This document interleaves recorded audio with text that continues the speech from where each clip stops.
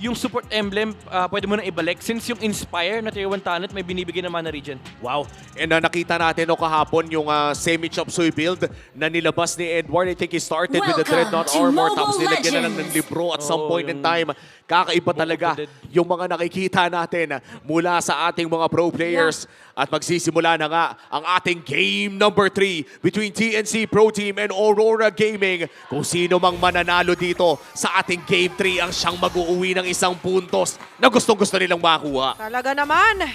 Ito na final showdown nga for TNC and Aurora ngayong week number 7.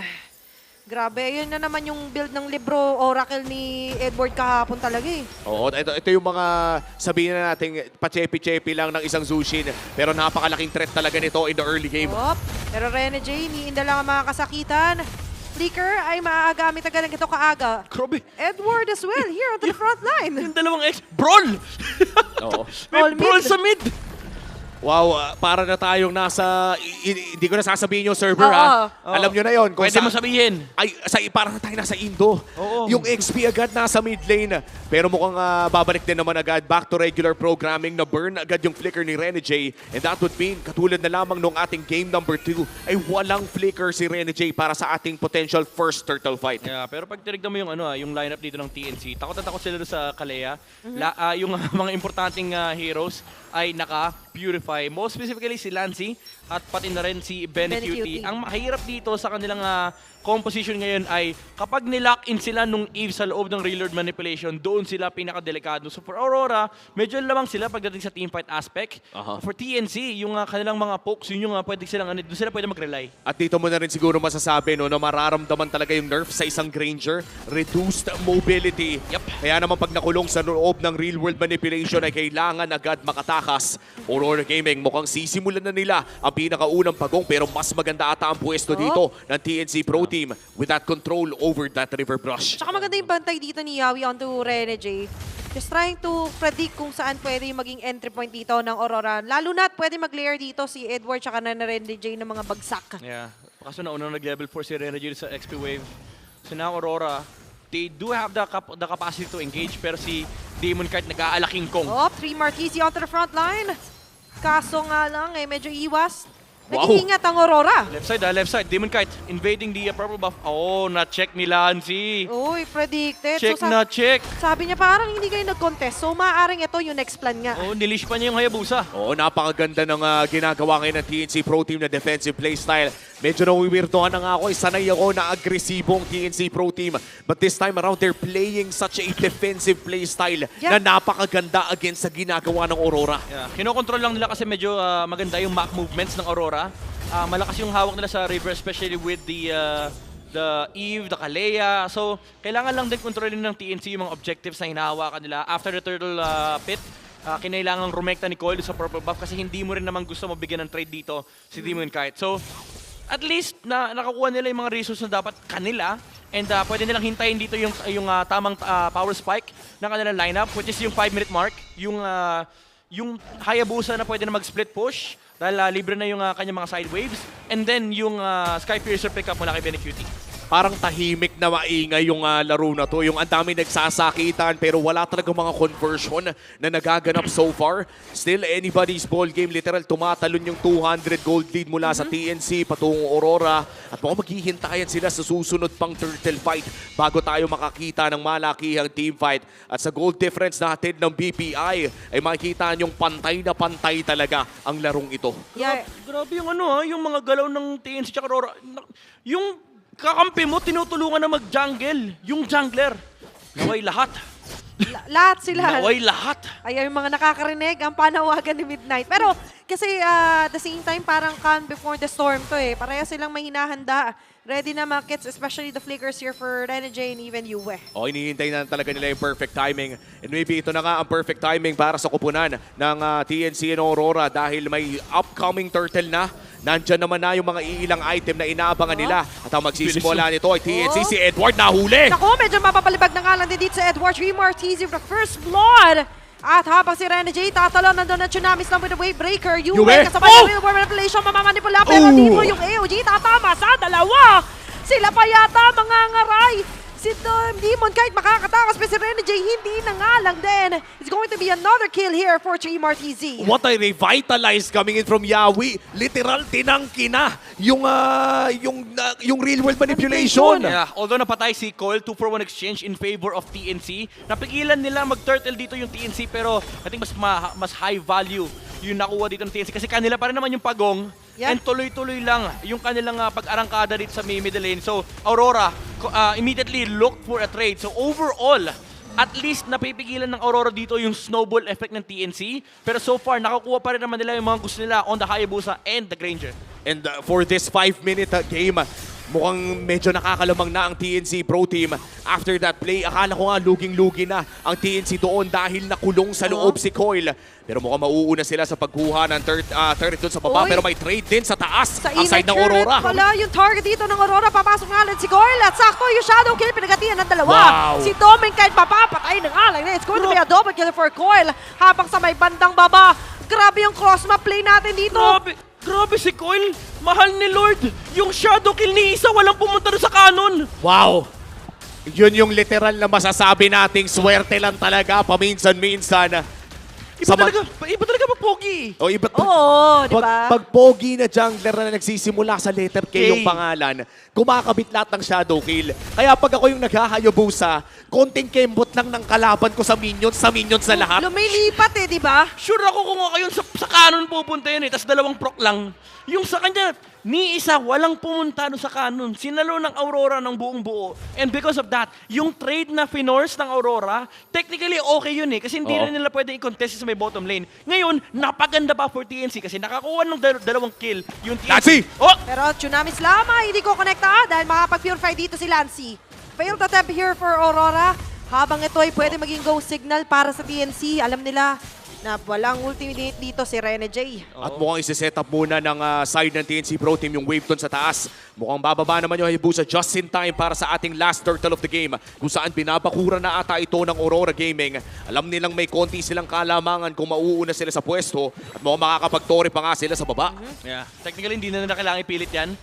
If idedali ng Aurora, then sure, mas maganda to for TNC. Pero ngayon, nakakatakot to for Aurora kasi ito yung power spike ngayon ng TNC, yung Hayabusa na may shadow kill, may items na rin, tapos may Sky Piercer pa mula kay Benecutie. Up din ang Revitalize for Yawi. Yeah, at 5-5 ngayon na nakatambay dito sa may bandang pagong. Panghuling pagong ng laban.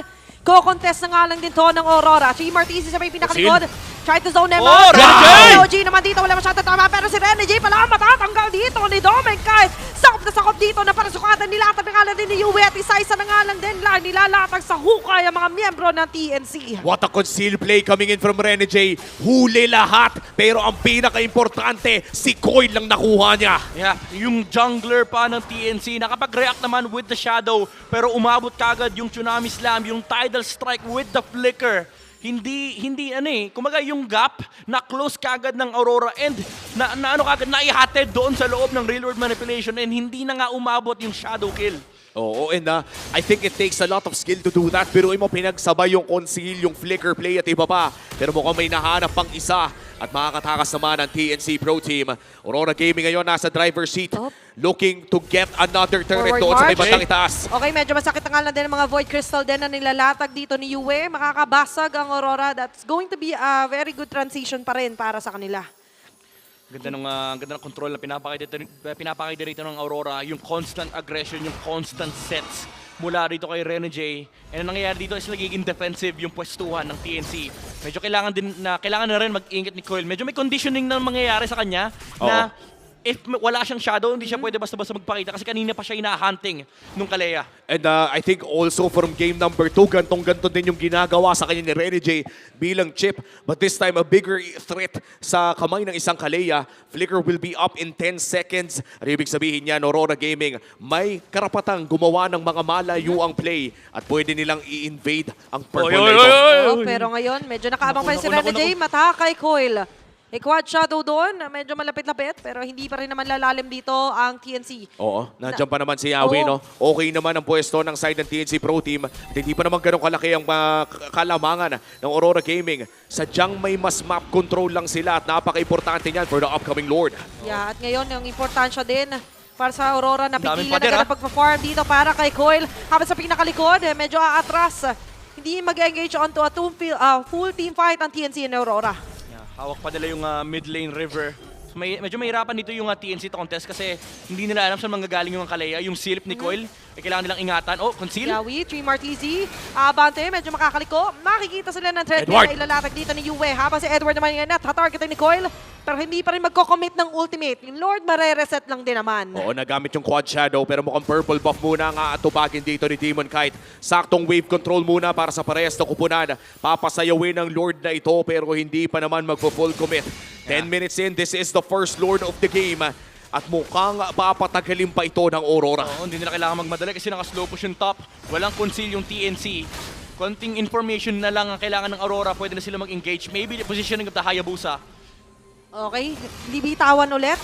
Somewhat of a Lord Dance muli ang ating makikita. Demon Kite on the other hand, still waiting for that information. Pero dito sa NJ, may isang matatay na circle na tsunami. Slam si Yawi, mapapabagsak ng halad pero nagamit Shadow kill! Si Coil pala magkakaroon ng shadow kill. Together with Benecuti, they will eliminate 2 members here for the side of Aurora. Yung Lord Marareset, pero dito Benny. walang reset. At tatama yung mga balan magagaling dito kay Benecuti. It's going to be a 2-for-1 na palitan doon. Both junglers are alive. Medyo mahirap pa rin ito for TNC Pro Team dahil may threat pa rin si Demon Kite na pwedeng pumasok at humanap ng retry steal. Pero mukhang dahil magpapakita, hindi pa naman nakikita si Demon Kite, Pa. i-risk na nila to. Okay, ngayon, 3 Martizi. Oh, kita Forward nila. march onto Yue. Hindi niya yata bibitawan ito. Mapapatay niya pa ba? What? Ano mga void blast? Pero sa may kabilang banda, nandito na nga lang din sila Demon kahit umabot. Kaya magagalit si Coil. Nandun na nga na rin Shadow Kill. Medyo lilipat ang kanila magiging target. The shot down here for Demon kahit wala na si 3 Martizi. Pero balikan natin yung nangyari din doon midnight.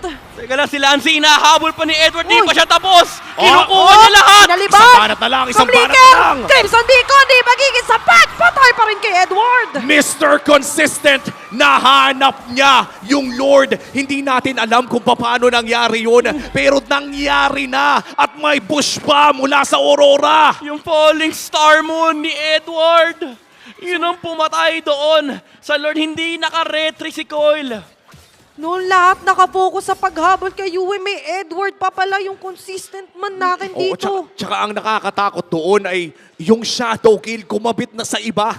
Ito na yung medyo Yun na. naubos na siguro yung swerte. Pero ito Renegade. na yung push ng Aurora Gaming. May flicker, Renegade, may flicker na available. Pwede nilang matunaw ang Lord dito sa may bandang itaas. Pero lipat muna dito sa may bandang ibaba. Para Aurora Gaming, kalmado pala muna. Wala pang minion waves. Hindi ko kinaya yung falling star moon. Tatlo sila doon. Dumaan yung Suyu sa may middle lane. So alam ng TNC na walang jungler, hindi makakaabot si Demon Kite. Pero walang nag-check nung bush na hawak ni Edward kanina. Ang masakit doon, alam nila na andun si Edward kanina kasi nagkita Oo. sila. Nagkita sila yun. Bumaba yung Esmeralda, nakasalubong yun ni Trimar. Parang a sign of respect sa parang tumanguna ng si Demon kay kaya mo, Edward. Oo, kaya hindi na siya dun dumiretso, di ba? Nakihabol din siya dun kay 3 Martizi. Wow, what a great still there for Edward. Malaking bagay ito para sa Aurora. And all that with one damage item. Yung libro lamang ang hawak niya. Nakita, nakita natin yan mula sa Infinix in-game equipment. Up. At mukhang magkakaroon na naman ng labanan dito sa mid lane. Purple buff onto na target. Mababalibag ng konti si Rene J. Nandiyan ng Quad Shadow. Pero hindi lalalim, hindi hahabol dito ang TNC. Grabe si Edwardino dapadapap. Oh, okay na yun eh. May bago na namang nadagdag. At Edwardino. Edwardino Dabadapa, o kung paano man sabihin, ano yun, paano sabihin ang kanyang apelido. Pero naalala ko nung time na nirepresent niya ang bansa, kinailangan nating i-memorize yun eh. At kinailangan, alam ko Dapadap ang tama Dapadap, doon. oo, Ayun. Dapadap. Edward Dapadap talaga. Oo. At Aurora Gaming, sila na naman ang nakalamang dahil sa steal na ginawa doon ni Sir Dapadap. Ang ganda ni. Pangsira momentum yun Oo, eh. yung TNC kinilig ni. Sabi nila wala si Demon Kite. Ang problema wala nakatingin kay Edward. Edward. Alam mo, lucky na lang to for Edward specifically. Well, dati sa Blacklist na national. Naalala mo yung mga Benedetta days niya na nagnanakaw Oo. din ng Lord? Yun nga yung isa sa mga rason kung bakit ginusto ko rin maglaro ng Benedetta. Pero ngayon for Aurora Gaming, mukhang mahahawakan nila ang Lord na ito. Oh my This is the goodness. second Lord of the game. Ang malas lang sa TNC Pro Team, long lane ang kailangan nilang bantayan pero conceal na agad Okay. ay gagamitin. Sumalubong agad dito si Rene J onto Yawi pero pabalik muna ang kanilang magiging formation habang forward march dito para kay Lalansi. Ayawi na activate agad Revitalize. yung Revitalize here. Oh, that hurts. Medyo magkakaroon na magandang information dito ang Aurora. Hindi binibitawan yung Lord. Habang si Rene J medyo papalibag na ngala dito sa Team Artesia. Habang si Demon Kapay sa secure yung Lord. At kasabay na pag-secure ng Lord dito ay magiging kapalit ang buhay ng ngala din na Team Artesia. Demon Guard forward march. Ano na mga washing. Ewer with the flicker. Crimson Beacon activated para makasurvive doon si Lancy. Sinubukan nilang laruin yung 50-50. Nag-ugi shadow kill with the retribution. Sadyang nakalamang lamang si Demon Kite. At with this second Lord of the game ay tuloy nilang ipupush ang top lane at babantayan pa nila yung bottom lane. Yeah, ang hirap katapat ng Soul Sever Retribution combo mula kay Demon Kite. And again, no, yung binanggit ni Wumi na ginamit ni Ogi Shadow Kill just to make sure na walang manggugulo sa kanya habang nandoon siya sa loob ng Shadow Kill with the Retribution. Yeah. Kasi ang daming pangharang, yung Reload Manipulation, si Rene Oh. J, coil. Pero ngayon, hinaharangan pilit dito nila Bene Cutie. Ang dala-dala, mag-stick at bagyo dito ng Aurora. Edward ay makakasurvive pa rin naman. Grabe TNC will secure a successful defense pa rin naman at matutunaw yung pangalawang Lord na dinala ng Aurora. Nakakuha naman ng inhibitor turret ang side ng Aurora Gaming. Saktong disiplina na lamang. Hindi na ata ito pipilitin ng Aurora. 2 inhibitor turrets for that second Lord of the game. Mabagal ang pacing ng laro pero sigurado naman para sa parehas na kupunan. Yeah, for Aurora, lalo lang gumaganda yung kanilang late game. Meron silang carry, meron silang Eve, and tumataba din yung Esmeralda na pwede mag-transition to a sort of damage dealer. Kung ano mga trip niyang piliin, pwede siya mag full defensive item with the Immortality last item, or pwede rin siya mag-Holy Crystal para makadagdag or makatulong dito sa damage contribution for the side of Aurora. At mukhang hihintayin na muna no, ng TNC Pro Team na umabot talaga tayo sa ultra late game. Dahil sa ngayon na 6,000 na ang kalamangan ng Aurora Gaming, ay ito na yung mararamdaman nila yung lamang ng Aurora. Mas masakit, mas makunat. At kung sakaling makaharap sila ng mga winning team fights, kailangan talaga ay nilalaro na rin nila yung numbers game. Ang hirap ngayon kasi kahit yung purple buff nila hindi malapitan. Kasi nga compromise sobra yung vision here for TNC Pro Team. Hindi na nila afford na ipadala si Coil dito sa gantong klase ng mga pag-split push man lang or pagsilip. Kasi nga in-instant kaya na rin siyang i-burst down ng Aurora. Yeah. Alam mo, yung Purify nga ni Lancy at ni Bene Cutie medyo malungkot. Kasi ginagamit lang nila para matanggal yung ibang stun mula sa side ng Aurora. Oo. Pero si Rene J, ibang hero na ibinibigyan eh. Either si Coil, minsan si Trimar, minsan si Yawi. Kanina na-force nila yung Revitalize even without Rene J hard engaging against TNC. Yeah. And ang masakit dito, talagang puwersado ka na i-pop lahat yan. Kasi kapag hinatid ni Rene J yung target nila against ng TNC, sa TNC, imagine mo yung pagbagsak mo, ang sasalubong sa iyo yung maraming shuriken mula kay Doming Kite, yung mga pokes mula kay Yuwi na ngayon masakit, hindi na nga poke yan eh. Damage Hindi na na talaga. yun. Katulad Damage na nito, konting abante dito para kay Rene J. Para kang pinyata kapag ka nahata ka ni Rene J sa piyesta. Pag hahampasin ka lang talaga dito ng members ng Aurora. O, pag, Buki talaga. pag hinatid ka nga ng Tsunami Islam ay patungong huling hantungan na agad. And this is again the Lord Evolved para sa Aurora Gaming. Sila magsisimula nito. Kailangan nata mag-contest ng TNC Pro Team. Pero papapagalin lamang ito ng Aurora. Once again, the classic Lord Dance ang ating matutunghayan. Alam ng Aurora na lamang sila sa mga slow pushing waves dahil sa mga inhibitor turrets na secure nila. At papapagalin pa nila mas lalo. Saktong sayaw lang habang hinihintay. Okay, maganda yung ginagawa dito ni Yawi. Hinahawakang pilit yung LBM. Parang dyan si Rene J. Kanino ba siya tatalon? Paatras muna ang kanya magiging forward march dito. Op. Conceal play. Meron ba silang huntingin? Doming Kite medyo umiwas sa line of fire dito ng TNC Pro Team. Doming, Kalma muna talaga. Yung mid ah. Okay. Baka bigla tayong Hello? makakita Hello? ng bagyong Doming Kite. Hello? Ito na lang din, Tsunamis lang, pero maaangat sila dito ng Lord. Kakampi na TNC Pro Team nga ba dito yung Lord? Kaso hindi, sabi ni Uwe, amin yan! At habang hinahabol Doming! dito ni Doming! Edward sila call, pati na rin si Trimar Hiji, meron pa ng Doming Kite doon sa pinakabase na tumatarget. Edward, uwi ka pala, sige, ihahatid na kita! Latsi, Ayun, Wilson Biko na dyan na Soul Stair, kaso aabot yata ng mga shuriken. Edward is the only man alive here sa may bandang middle lane. Pero si Yue, makaka-double kill pa pala. Dalawang matitira para dumipensa lang si Dreamer TZ.